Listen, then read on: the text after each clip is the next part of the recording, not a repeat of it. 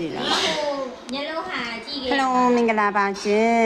အတုလို့မှတ်ထားတဲ့ရွှေလအကောင့်ပိုင်ရှင်ချစ်တော်ပန်းကြီးပေါ့နော်အခုညီမလေးစီမှာကြောက်ပနခဝယ်ဘူးလဲညီမလေးစီကပစ္စည်းညီမလေးစီကအထည်ပနခဝယ်ပြီးပနခသုံးဘူးလဲရှင့်ညီမလေးတို့ကစစ်ချက်နဲ့တကွဝယ်ပြီးတော့မှစစ်ချက်နဲ့တကွရောင်းတာပါငွေတယ်ဆိုတာကလည်းနော်ယရနာတွေကယရနာတစ်ခုပါအခု100မှာ69ရာခိုင်နှုန်းကငွေတွေကိုသုံးနေကြပါပြီရှင့်လူလက်တန်းစားမရွေတုံးနိုင်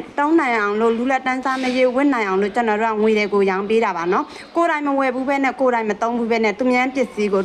အတုလို့မပြောပါနဲ့သူများစီးပွားရေးကိုတုံးနဲ့မထိုးပါနဲ့ရှင်အနောက်မှာကျွန်မစစ်ချက်နဲ့တကွဝယ်ထားတဲ့ပစ္စည်းတွေပါပါတယ်တခြားကြည့်လိုက်ပါနော်တခြားဝင်ကြည့်ပါနော်ကျမတို့ကစိုင်လိပ်စာတီးတာနဲ့ရောင်းတာပါမန္တလေးရဲနာမောက်ဒုတိယထပ်မှာလာကြည့်လို့ရပါတယ်လာဝယ်လို့ရပါတယ်ကိုယ်တိုင်မဝယ်ဘူးပဲနဲ့သူများပစ္စည်းအောင်လာပြီးတော့မှအတုလို့မပြောပါနဲ့ရှင်